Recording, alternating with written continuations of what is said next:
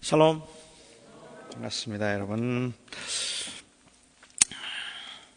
하나님의 주권을 믿고 살아가는 사람들에게 참 힘든 것 중에 하나가 있다면 악인의 형통함과 의인의 고난이 아닐까 하는 생각이 듭니다.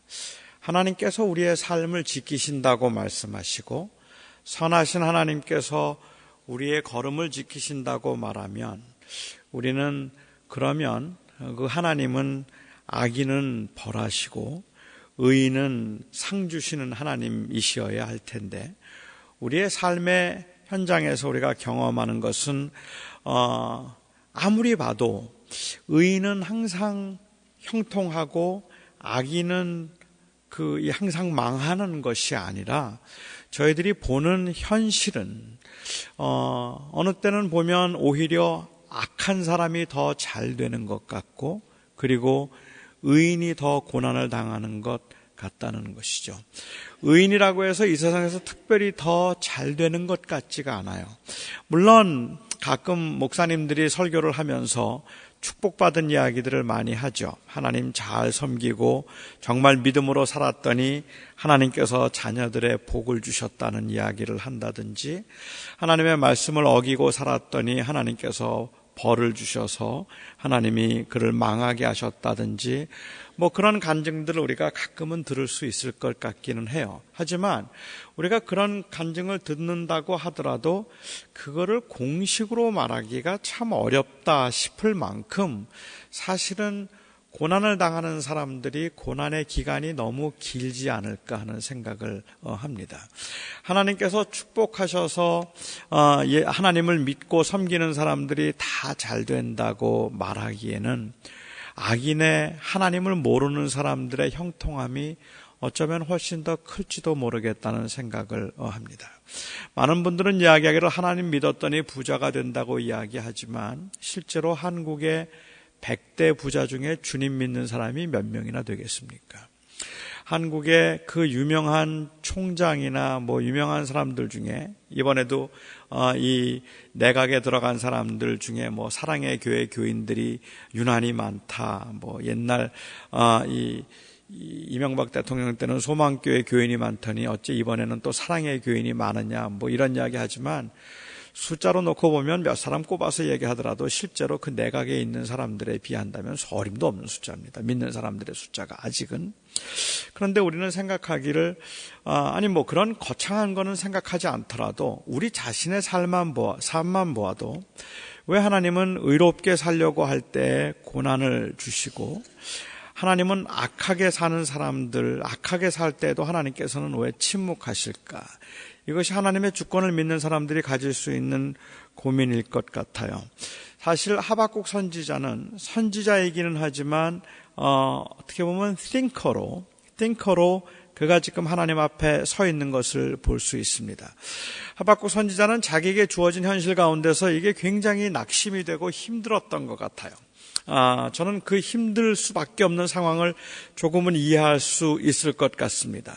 그래서 그가 하나님을 대면해서 하박국서 1장을 시작하면서 첫 마디가 뭔가 하면 내가 부르짖어도 주께서 듣지 아니하시니 어느 때까지니까 내가 강포로 말미암아 아무리 외쳐도 주께서 구원하지 아니하시나이다. 어찌하여 주께서 내게 죄악을 보게 하시고 어찌하여 패역을 눈으로 보게 하시나이까? 하나님 이 세상이 이렇게 점점 악해져 가는데 왜 이것들을 그냥 내버려 두셔서 이 악한 세상을 나로 하여금 보게 하시고 제발 이제는 이런 세상이 끝나게 해달라고 그렇게 기도하는데도 어찌하여 악인의 형통함을 그냥 두고 보십니까? 하는 것이 하박국 선지자가 했던 그 탄식의 기도입니다. 그럼 하박국은 도대체 어떤 상황에서 왜 이런 기도를 했을까 한번 생각해 보아야 할 텐데 사실 하박국이 어떤 배경에서 이 말을 했는가 하는 것을 알아보는 건 굉장히 어렵습니다.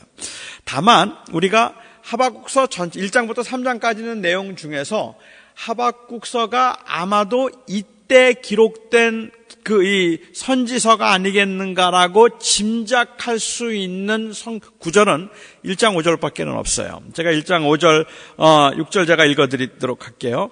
여호와께서 이르시되 너희는 여러 나라를 보고 또 보고 놀라고 또 놀랄지어다. 너희가 생전에 내가 한 가지 일을 행할 것이라 누가 너희에게 말할지라도 너희가 믿지 아니하리라.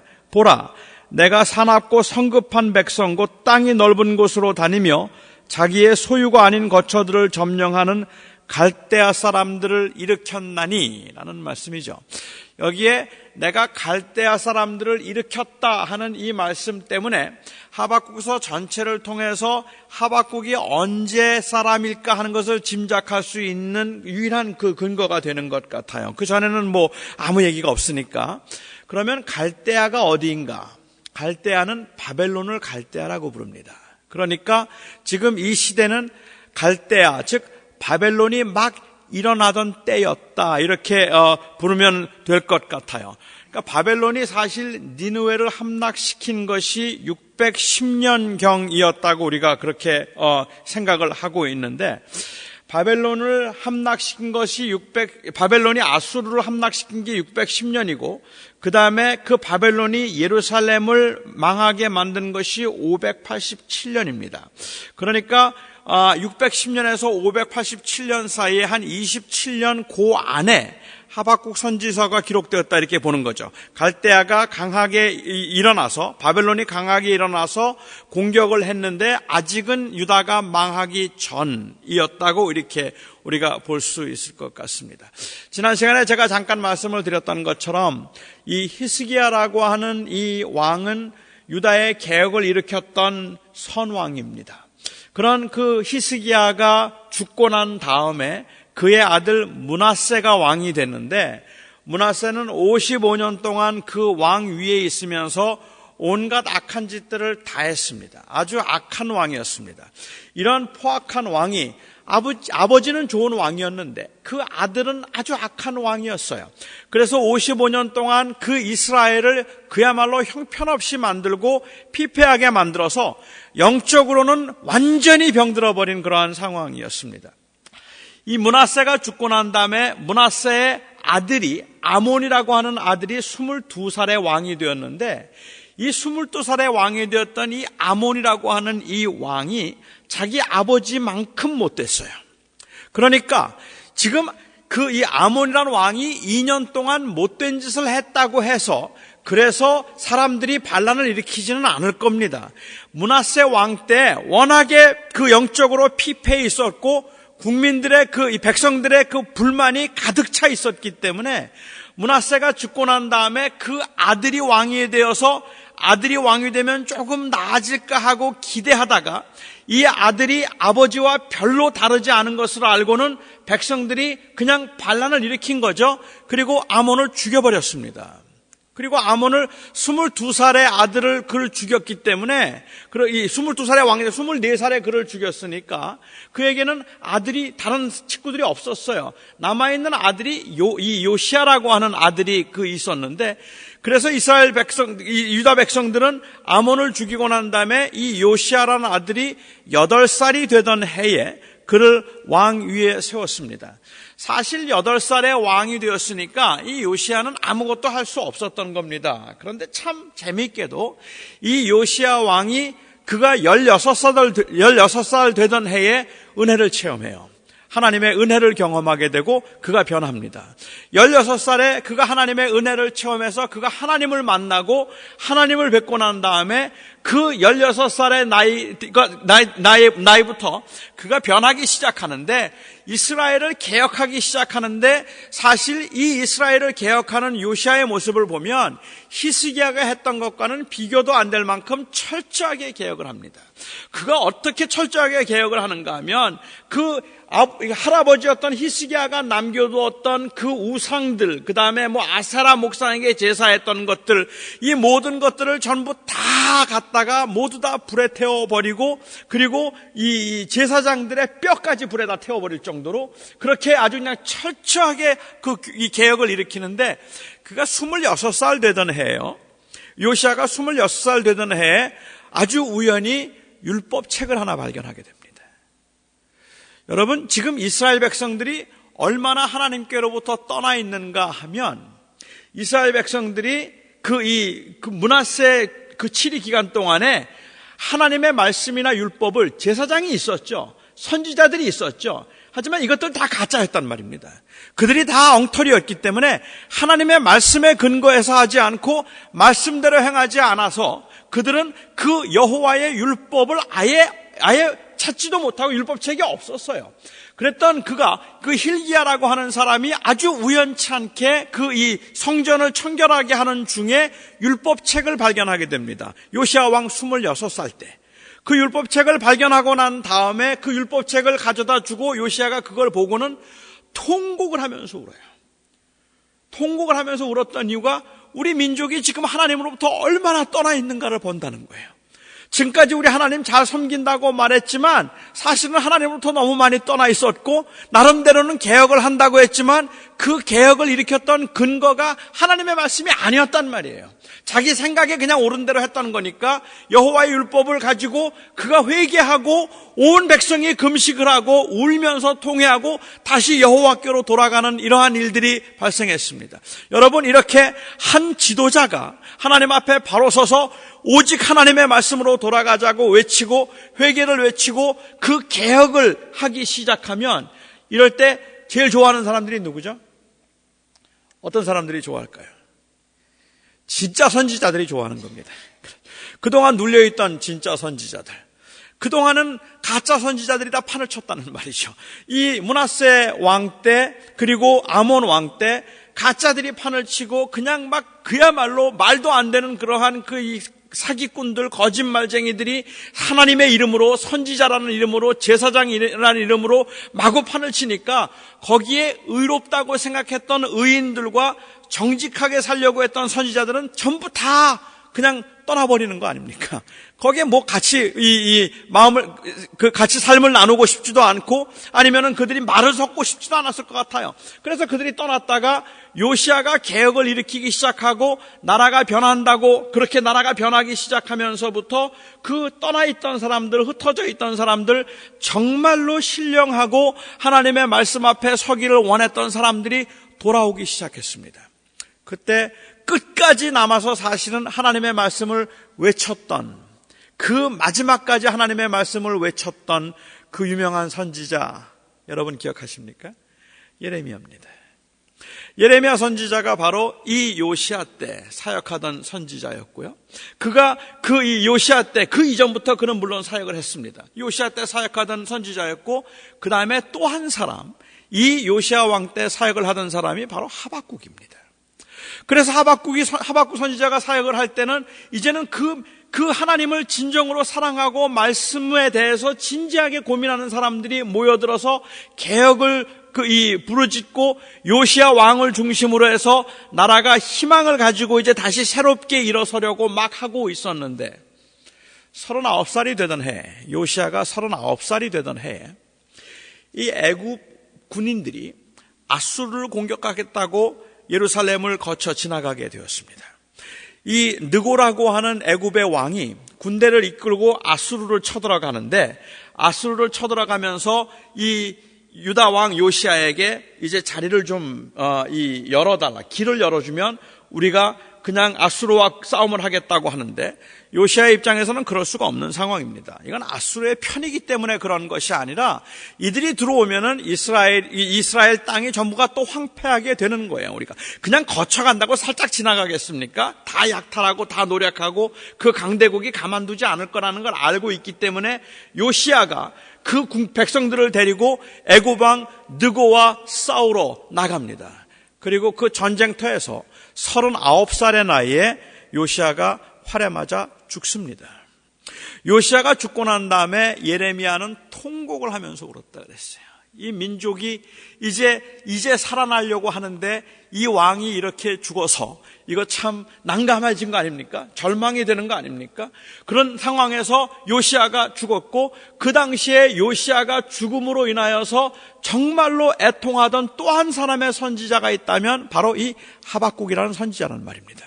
이 하박국이라고 하는 선지자는 하나님께서 이 의인이었던 요시야가 일어나서 개혁을 일으키면, 그리고 하나님 앞에 참여하는 마음으로, 회개하고 애통하는 마음으로 하나님 앞에 바로 서면 하나님께서 그 요시야를 지켜주셔서 애굽의 군대로부터 그를 보호해 주시고 그의 생명을 지켜주실 것이라고 생각했다는 거예요.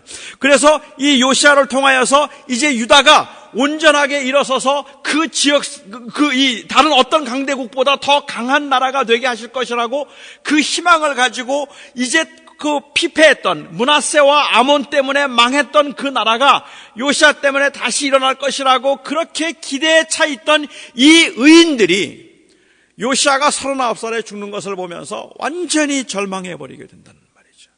완전히 실망해버리게 된다는 거죠. 여러분도 혹시 그런 경험을 해보셨습니까? 아니, 사실 역사를 보면 그렇잖아요. 우리 교회만 봐도 그럴 것 같아요.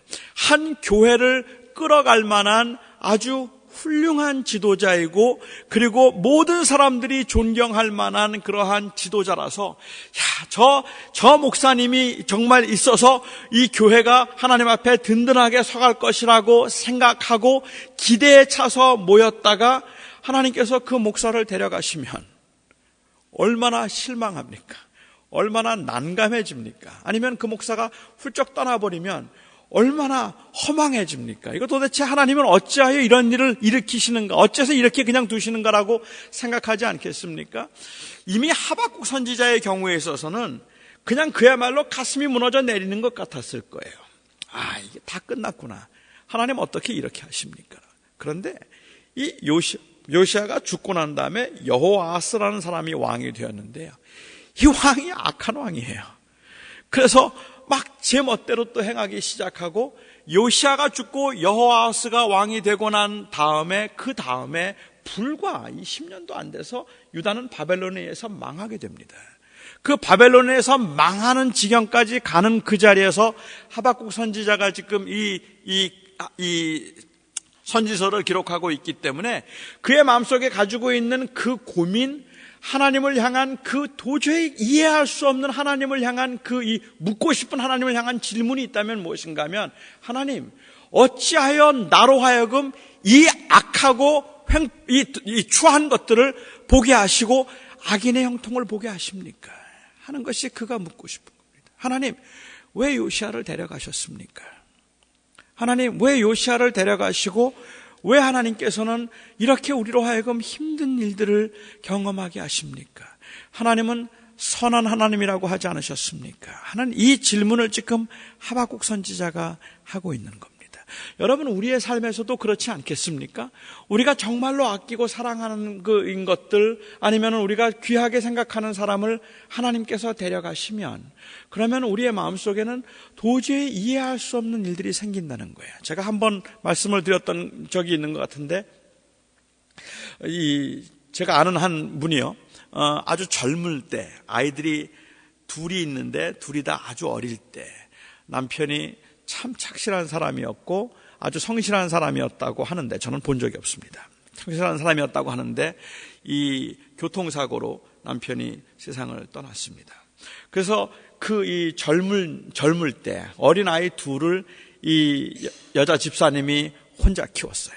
혼자 그렇게 키우고 그렇게 온갖 고생을 다하면서, 제가 그분을 찾아가서 한번 신방을 하면서 예배를 하는 중에 로마서 8장 28절을 가지고 제가 설교를 했어요. 하나님께서 하나님을 사랑하는 자, 그 뜻대로 부르심을 입은 자에게는 모든 것이 합력하여 선을 이룬다 라고 얘기를 했더니, 그 집사님이 그 이야기를 듣자마자 설교를 끝나고 난 다음에 저한테 따지듯이 말씀하시는 게 그 얘기였습니다. 합력하여 선을 이루신다는 걸 나는 이 말씀을 제일 싫어합니다. 합력하여 아무리 생각해도 이룰 수 있는 선이 없다는 거예요. 자긴 지금 뭘로 보상을 해도 내 남편을 먼저 데려가시고, 그래서 내가 지금까지 한 고생한 걸 생각하면 이거는 뭘로도 갚아지지 않는다는 거예요.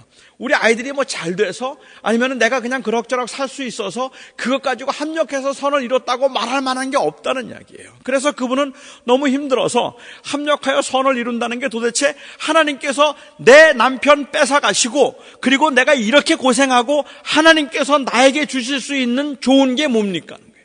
제일 좋은 걸 뺏어가셨는데, 남은 게 없는데 뭐가 좋은 겁니까? 하고 그렇게 말씀을 하시더라고요. 하긴 맞을 것 같아요. 합력하여 선을 이룬다는 말의 의미가 우리가 항상 하나님께서 가져가신 데는 더 좋은 걸 주신다고 이야기를 하면 우리가 다 경험하고 고백하는 것처럼 어떤 경우에는 더 좋은 것을 주신다고 말할 어떤 것도 우리가 원하지 않을 만큼 가장 좋은 걸 하나님께서 뺏어가신단 말입니다. 가장 좋은 걸 하나님께서 거둬가시고 나면 뭘로 갚겠어요? 뭘로 보상하겠습니까? 그런 상황이 있을 수 있겠다 싶은 생각이 드는 거죠. 여기 하박국 선지자가 지금 고통하는 것은 바로 그런 거라는 생각이 듭니다. 아니, 하나님, 요시아가 지금 그렇게 계획을 일으키는데 39의 젊은 나이에 어찌하여 하나님께서는 그 사람을 그렇게 데려가십니까? 어떻게 그 사람을 그렇게 거두어 가십니까? 그리고 그 이후에 왕을 세워서 이 민족이 또 다시 그 타락과 부정과 죄악과 우상숭배로 다시 빠지게 하나님께서 만들어 두시면 어쩜입니까? 왜 이러십니까? 하는 것을 묻지 않을 수 없지 않겠습니까? 그래서 1장에서 하박국 선지자가 계속해서 묻는 질문은 바로 그것입니다. 하나님, 왜 이렇게 하십니까? 왜 이러십니까? 그 이유가 뭡니까? 하는 그 질문을 하는 거죠. 우리도 아마 그런 질문들을 항상 가질 수 있을 거라고 생각해요. 하나님, 왜 내 인생을 이렇게 힘들게 만드시는 겁니까? 어찌하여 나는 이렇게 고통스럽고 이렇게 아프게 만드시는 겁니까? 아무리 생각해도 내가 하나님 앞에 딱히 잘못한 게 없는데 왜 하나님께서는 나를 이렇게 힘들게 만드시고 내 인생은 이렇게 꼬이게 만드십니까? 하는 그러한 이 분노가 때로는 이해할 수 없는 그러한 마음이 우리 안에 생기기도 하고 우리의 그런 마음들을 더 괴롭게 만드는 것은 욥이 경험하고 욥이 고백했던 것처럼 악인의 형통함이란 말이에요. 어찌하여 갈대아는 이렇게 흥하게 하셔서 강한 나라가 되게 하십니까? 그렇게 그가 탄원할 때 하나님께서 하신 말씀이 이 하박국의 마음을 더 아프게 만들었던 것 같아요.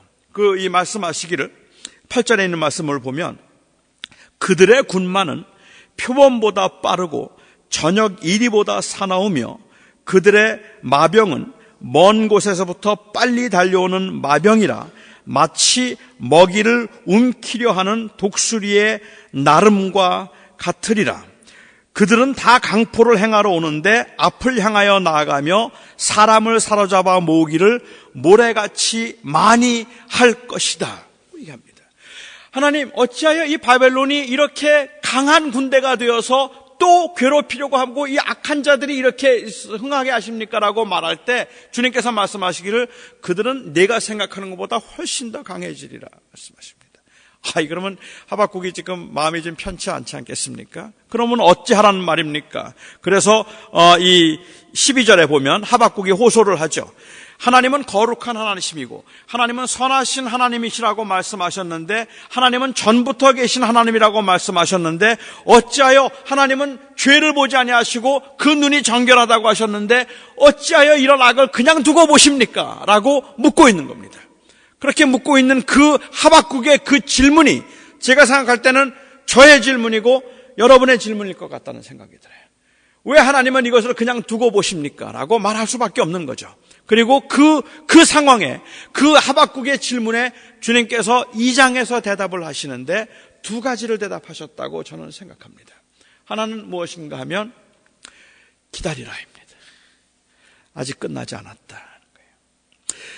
악인의 형통함은 주님께서 말씀하시는 것은 그냥 그래 악인은 지금 형통하지만 우리는 천국에 들어가서 영원한 하나님의 나라에 들어가서 하나님의 백성으로 살 것이니까 이 세상은 원래 악에게 속한 것이고 이 세상은 원래 그 공중권세 잡은 자가 그렇게 하는 거라 이 세상에서는 그렇게 악한 자들이 다 흥하는 거야. 하지만 우리는 영원한 하나님의 나라가 있으니까 그곳에 가서 안식을 하면 되지라고 주님께서 말씀하지 않으시고 오히려 주님께서 말씀하시기를 그들은 너희가 아직도 끝나지 않은 싸움이기 때문에 바벨론은 그리고 이 악한 자들은 반드시 망하리라 말씀하십니다. 그러니까 기다리라. 이것이 첫 번째 주님께서 하셨던 대답입니다. 2장 4절에서 주님께서 말씀하시죠. 보라, 그의 마음은 교만하여 그 속에서 정직하지 못하니 의인은 믿음으로 말미암아 살리라. 4절 말씀이고 3절에는 묵시는 정한 때가 있나니 그 종말이 속히 이르겠고 결코 거짓되지 아니하리라. 비록 더딜지라도 기다리라. 반드시 응하리라. 저는 이것이 바로 우리가 믿어야 되는 하나님의 말씀에 대한 우리의 믿음이라고 저는 생각하는데, 우선 제가 오늘 한 두 가지만 생각해 보고 싶은 첫 번째는 바로 이 기다리라는 말씀입니다. 기다리라. 더딜지라도 기다리라. 이 기다림은 정말 힘든 일입니다. 아마 여러분들도 정말 오랫동안 기다리셨고, 그 기다린다는 게 얼마나 지루하고 얼마나 힘든 일인지 아마 여러분들도 경험하셨을 거라고 생각해요. 더딜지라도 지체하지 아니하리라. 여러분, 이 말은 무슨 아닙니까? 더딜지라도 지체하지 아니하리라. 그런데 더딜지라도 지체하지 아니라는 말은 두 말이 서로 부딪히는 말이잖아요. 그런데 이 말을 쓴 것은, 여기에 더딜지라도라는 것은 우리의 감정의 상태를 이야기하는 것 같아요. 즉, 우리가 생각하기에는 너무너무 더딘 것 같을지라도 하나님의 주권적인 시간 안에서는 하나님은 절대로 지체하지 않으신다는 거예요. 하나님은 그 하나님의 때에 반드시 이루시는데 지체하지 않고 이루시리라. 그러니까 우리가 느끼기에는 더뎌 보여도 기다리라 말씀하시는 거죠. 하나님은 그 하나님의 때에 반드시 하나님이 응답하시겠고 응하게 하실 것이라고 말씀하시기 때문에 그렇습니다. 그런데요, 저는 이 기다린다는 말이 때로는 우리에게는 너무 무책임한 말처럼 들리게 하는 것 같기도 해요. 기다린다는 것은 아무것도 하지 않고 그냥 시계를 보고 있는 것을 의미하지 않습니다. 언제 오지? 오늘 오나? 내일 오나? 이것을 의미하는 것이 아니라 하나님의 그 임하시는 것과 하나님의 응답을 끊임없이 찾고 있는 모습을 기다림이라고 말하는 거예요. 이 기다림이라는 것은 그냥 수동적인 상태가 아니라 굉장히 능동적인 상태를 의미한다는 말입니다. 우리가 무슨 메일 하나 오기를, 책을 하나 오다 해놓고 책이 오기를 기다린다면 아무것도 우리가 할 게 없어요. 그렇죠? 그래서 책을 기다린다는, 내가 주문한 책이 올 때까지 기다린다는 말의 의미가, 너무 읽고 싶은 책인데 그 책이 올 때까지 기다린다는 말이 그냥 아무것도 하지 않고 그냥 매일 이 우체통만 바라보고 있는 모습이 기다리는 모습이 아니라 우리에게 주어진 삶 가운데서 하나님을 계속해서 바라보고 있는 것, 그것이 바로 기다리는 모습이라는 것이죠. 저희는 우리가 이 믿음 생활을 하면서 하나님께서 이루실 그 날, 하나님께서 이루시는 그 공의, 하나님께서 보여주시는 그 하나님의 선함을 우리가 항상 염원하고 항상 그것을 사모하고 항상 그것을 묵상하면서 우리가 그 날이 오기를 고대하고 있는 모습, 이 모습이 신앙인들의 모습이라고 저는 생각하는데, 우리가 이 악한 일들을 보면서 때로는 그냥 체념한 상태에서 언젠가 하나님의 선함이 이룰 것이라고 생각하고 너무 무기력한 모습으로 기다리는 때가 많이 있는 것 같아요. 두 번째로 이 하박국 선지자에게 하신 말씀은 아직 때가 이르지 않았는데 기다리라라고 말씀을 하시고, 이 말씀을 바꿔서 얘기하면 악인이 지금 형통하고 있잖아요. 악인이 형통하고 있지만 우리가 분명히 믿어야 되는 것은 무엇인가 하면 It is not done yet. 아직 끝나지 않은 싸움이라는 거예요. 그 게임이 끝나려면 마지막 종을 쳐야 되는 거예요. 비록 그 박싱을 하면서 매를 맞아서 낙다운이 돼가지고 몇 번이나 낙다운이 돼가고서는 8, 9을 셀 때까지, 그때에 대해서 겨우 일어나서 또다시 피투성이가 되어서 또 맞고 또 쓰러지는 일이 있더라도 그 사람이 마지막으로 레프리가, 저지가 그냥 수건을 던지고 오케이 끝났다고 손을 흔들기 전까지는 아직 안 끝난 겁니다. 하나님이 말씀하시기를 그렇게 매를 맞은 것 같고 아무것도 없이 형편없이 깨진 것 같더라도 반드시 되리라. It is not finished yet. 우리에게 주어진 것에서 악을 보면서, 불의한 것을 보면서 저희가 해야 되는 것이 있다면 그냥 단순하게 허탈함이나 아니면 체념이 아니라 기다림이라는 것은 아직 끝나지 않았다는 것을 아는 거예요. 아직 끝나지 않았다. 여러분, 우리가 세상이 다 악하게 살아도 우리가 악하게 살 수 없는 이유가 있다면 그것은 이 하나님의 싸움이 아직 끝나지 않았기 때문에 그렇습니다. 하나님이 아직도 역사하고 계시기 때문에 그렇다는 말입니다. 도저히 불가능해 보이죠. 안 될 것 같죠. 차라리 그렇게 사는 것보다는 적당히 사는 게 오히려 더 지혜롭고 현명한 것처럼 그렇게 보이죠. 그런데 그렇게 살면 안 된다. 왜냐하면 It is not done yet. 아직 끝나지 않았다. 그 다음에 두 번째로 말씀하시는 것은 의인은 믿음으로 사는 거다라고 얘기합니다. 그러면 이 의인은 믿음으로 말미암아 살리라는 이 하박국서 2장 4절의 말씀은 워낙 많이 유명한 말씀이고, 사실은 신약 성경에서도 3번이나 인용되어서 갈라디아서에서도 로마서에서도 히브리서에서도 이 말씀을 인용했던 적이 있기 때문에 너무 잘 알고 있는 말씀이기는 한데, 의인은 믿음으로 말미암아 살리라. 이 말씀은 무슨 말일까? 이 말씀은 재물이나 형통은 하나도 중요한 것이 아니고 그냥 믿음만 있으면 된다는 말씀을 하고 있는 것이 아닙니다. 여기에 의인은 믿음으로 말미암아 살리라고 하는 것은 결국 무슨 믿음을 이야기하는가 하면 하나님의 주권에 대한 믿음을 이야기하는 겁니다. 여기에 의인은 믿음으로 말미암아 살리라고 하는 것은 하나님의 선하심에 대한 믿음으로 산다는 그러한 말이라는 거죠. 바꿔 말씀드리면 제가 3가지로 여기서 정리를 했는데요. 믿음으로 산다는 말은 그냥 단순히 이원화된 삶을 저희가 권장하고 있는 것이 아닙니다. 믿음으로 살라는 이야기는 이 세상에 먹고 사는 일들이나 아니면 세상에서 벌어지는 일들은 다 무시해도 좋으니까 그냥 교회 생활 열심히 하라는 이야기를 하고 있는 게 아니란 말입니다. 믿음으로 산다는 말의 의미는 우리가 기도 많이 하고 성경 공부 열심히 하고 교회 열심히 나오는 게 이게 믿음으로 사는 게 아니란 말이에요. 우리가 기도 열심히 하고 우리가 성경 공부를 열심히 하고 교회에 열심히 나오는 그것은 믿음으로 살기 위한 표현이지 그 자체가 믿음으로 사는 게 아니란 말입니다. 우리가 믿음으로 산다는 말의 의미는 그냥 나는 이제 믿음으로 살 겁니다라고 하는, 우리가 고백을 하면 이 말은 그냥 다른 건 다 포기하고 다른 건 다 무시해버리고 그냥 열심히 교회만 다니겠습니다, 그런 뜻이라고 볼 수는 없다는 거예요. 관계가 있어요. 교회를 열심히 다니게 되고 기도를 많이 하게 되고 그리고 또한 봉사를 많이 하고 많이 섬기게 되는데, 이것들은 바로 하나님을 온전히 의지하기 위한 표현 방법이라는 것이죠. 두 번째로 믿음이라고 우리가 말하면 여기서 이 하박국 선지자가 말하고 있는 믿음이라는 것은 하나님의 주권에 대한 믿음, 다시 말씀드리면 그 대상에 대한 신뢰를 의미하는 것입니다. 그런데 너무 많은 경우에 우리는 믿음이라고 말하면 이 믿음이라는 것이 우리의 마음의 상태를 이야기하는 것처럼 보인다는 거예요. 어떤 사람이 믿음이 좋은 사람입니까? 어떤 사람이 믿음이 좋은 사람입니까? 믿음이 좋은 사람은 마음이 흔들리지 않는 사람이죠. 그런데 글쎄요, 이건 저만 경험하는 건지 모르겠지만 현대인들에게 있어서 믿음이 좋다고 말하는데 정말 심각한 문제는 무엇인가 하면 믿음의 대상이 없어요. 그냥 믿음이 좋다는 말은 그냥 주관적인 자기의 느낌이에요. 감정.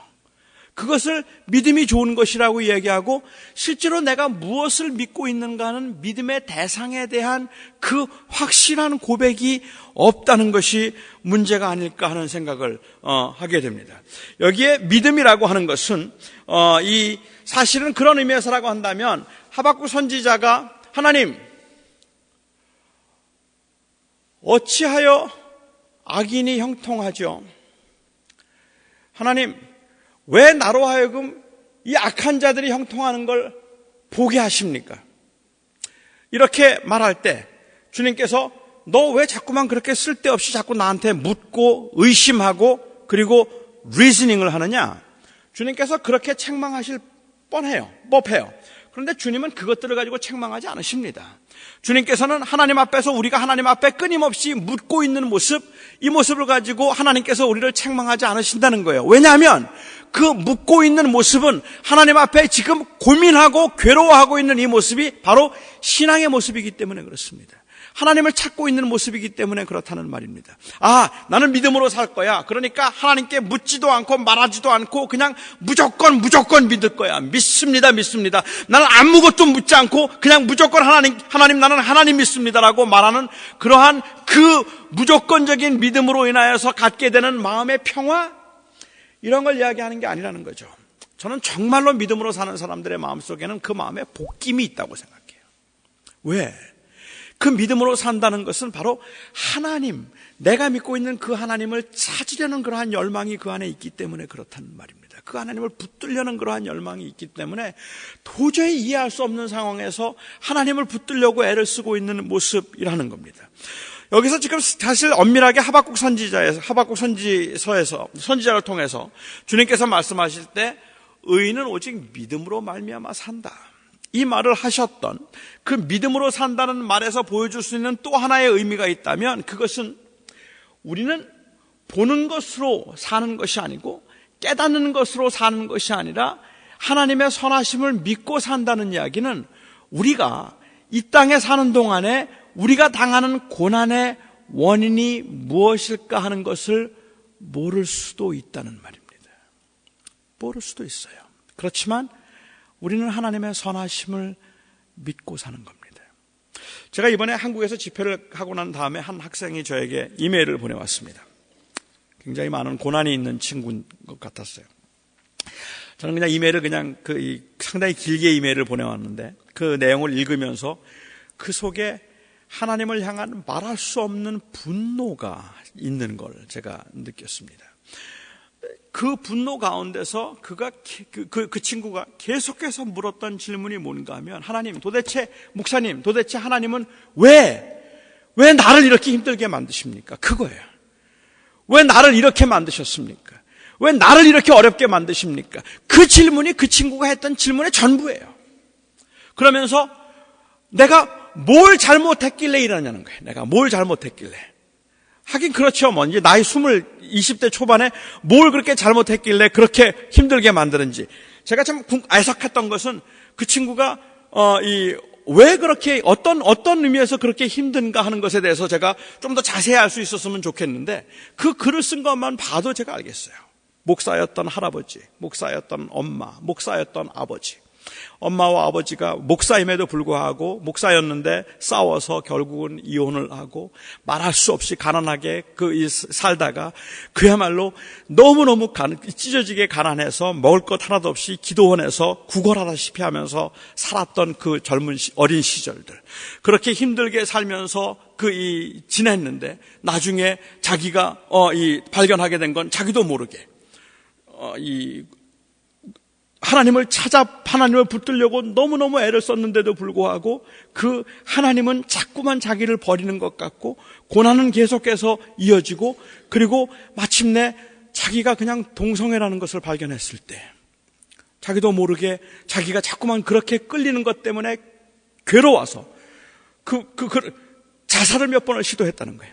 난 이렇게는 못 살겠다고 싶어서. 그런데도 불구하고 그렇게 끌리는 것에 대해서 괴로워하고 고통하면서 그가 저에게 물었던 것이 뭔가, 하나님은 왜 나를 이렇게 고통스럽게 만드십니까? 하는 그 질문을 하고 있는데, 그가 정말 분노했던 게 뭔지 아십니까? 그를 정말 분노하게 만든 게, 왜를 묻는 그에게 자꾸 교회가 그리고 지도자들이 답을 줬다는 거예요. 네가 죄인이라 그렇다. 네 부모가 죄를 지어서 그렇다. 여러분, 이게 더 분노하게 만드는 것 같아요. 우리는 자꾸 고난을 당하면 자꾸 왜를 묻고 싶어요. 하나님 왜 이러십니까? 그리고 의인은 믿음으로 말미암아 살리라는 이 말에 담겨있는 뜻은 고난의 원인을 모를 수도 있다는 거예요. 알아서 리즈닝이 되어서 하는 게 아니라 모를 수도 있어요. 하지만 우리가 믿는 것은 내가 왜 고난을 당하는가 하는 이유를 안다는 것이 아니라, 우리가 믿는 것은 그냥 하나님의 선하심을 믿는 거예요. 그래서 기다리는 거예요. 나는 하나님이 선하신 하나님이라는 것을 내가 믿습니다. 지금 왜 이렇게 내가 이런 어려운 일을 당해야 되는지 그거 잘 모르겠지만, 그렇지만 나는 하나님의 선하심을 믿습니다. 그 하나님의 선하심을 믿을 수 있으면 견딜 수 있는 거고 참을 수 있는 거고 기다리는 겁니다. 의인은 이 믿음으로 사는 거예요. 그런데 우리는 자꾸만 믿음으로 사는 게 아니라 이해로 살려고 해요. 자꾸 이해로 살려고 해요. 그래서 왜냐고 물으면 답을 찾아야만 우리가 문제 해결이 있는 것처럼 생각하는데, 솔직히 여기 계신 여러분들 아무리 생각해봐도 여러분들이 당하는 고난의 이유를 알 수가 없어요. 아십니까? 왜 그런 고난을 당하는지 여러분 아십니까? 몰라요. 그런데 어떻게 견디세요? 그것을 견디는 것은 그것은 하나님의 선하신 걸 알기 때문에 그래요. 그 믿음으로 말미암아 살리라는 이 하나님의 선하심이 로마서에서 사도 바울은 말하기를 바로 예수 그리스도를 통하여 이루어졌다라고 얘기하잖아요. 우리가 예수 그리스도를 통하여서 이것이 이루어지지 않았느냐. 하나님의 선하심을 뭘로 합니까? 어떻게 합니까? 예수를 보라는 거예요. 하나님이 그 아들을 친히 십자가에 못 박지 않으셨느냐. 그러니 그를 믿음으로 말미암아 살리라. 하박국 선지서를 보면 재밌는 건 이 하나님과 막 논쟁을 벌이고 있는 그 모습이 1장과 2장의 모습입니다. 그런데 1장과 2장의 모습을 보면 그렇게 논쟁을 벌이다가 3장은 갑자기 시로 바뀝니다. 3장은 갑자기 시로 바뀌면서 하박국 선지자가 자기가 하나님께 그렇게 논쟁을 벌이다가 하나님께서 그에게 응답하시는 것을 들으면서 그의 마음속에 말할 수 없는 떨림이 있었다고 오늘 우리가 읽었던 본문에서 이야기를 하죠.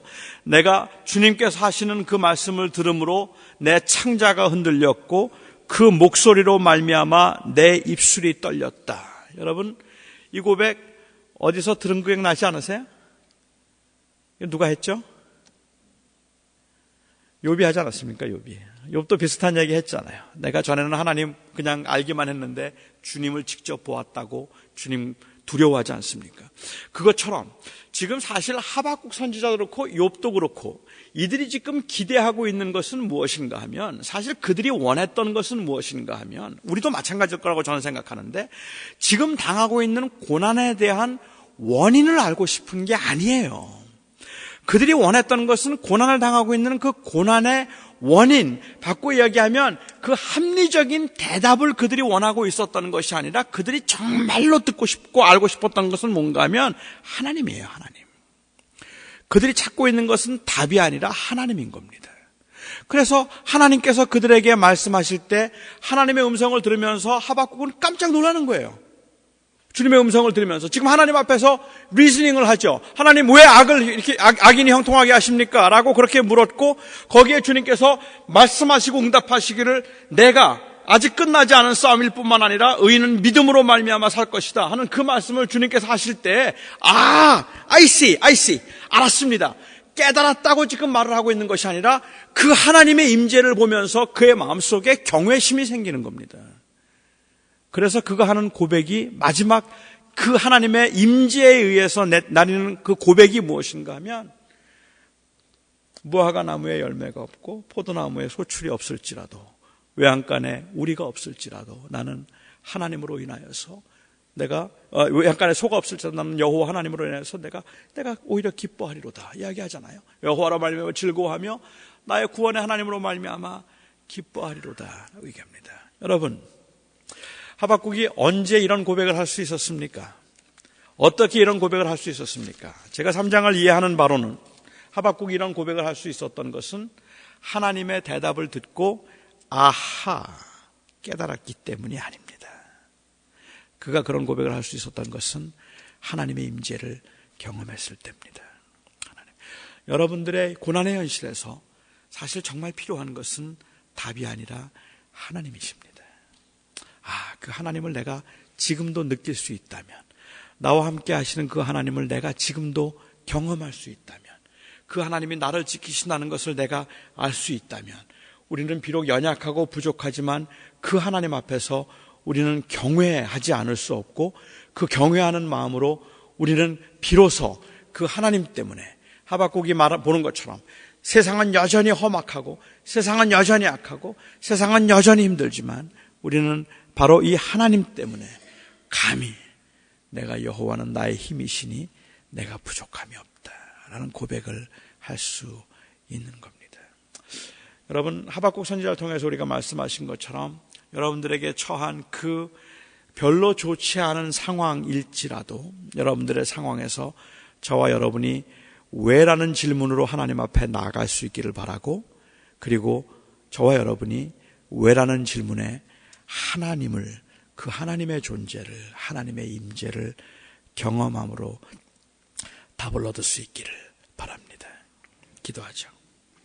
아버지 하나님, 힘들 때마다, 어려울 때마다 우리 안에는 자꾸 질문이 생깁니다. 왜 악인은 형통하는지, 왜 의인이 고난을 받아야 하는지, 왜 우리가 이렇게 고난을 받아야 하는지 돌아보고 생각해 보면 이유를 알 수가 없어서 너무 힘들고, 도대체 언제까지 이런 일을 당해야 하는가 싶으면, 언제까지 고난 가운데 있어야 되는가 싶으면 너무 답답하여서 그냥 다 주저앉고 싶을 때가 너무도 많이 있습니다. 하나님, 그런 안타까운 마음 가운데 조금도 체념하지 아니하고 하나님 앞에 더욱 부르짖게 하시고, 우리 모두가 다 열망하는 바 주님, 우리가 하나님을 경험하고 싶습니다. 지금 이 시간도 답답한 현실이고 아무것도 보이지 않는 것 같은 캄캄한 현실이라도 주님 경험하고 싶습니다.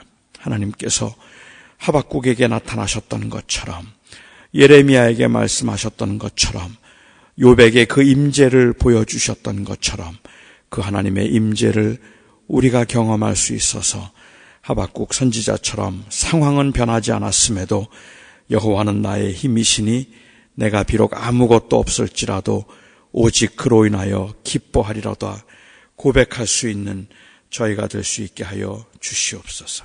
예수님의 이름으로 기도하옵나이다. 아멘. 기도하옵나이다. 아멘.